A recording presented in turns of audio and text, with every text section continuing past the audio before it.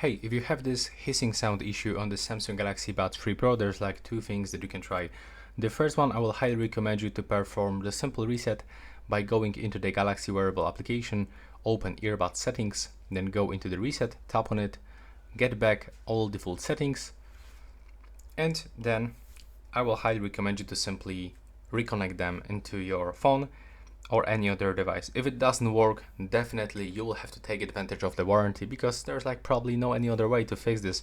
If the reset doesn't help, there's probably some kind of the factory issue, and you will have to just take advantage of the warranty, send them back and wait until they send you the new pair of the earbuds, or simply repair them. And this is it. You can tell me if this reset works. Please subscribe to my channel.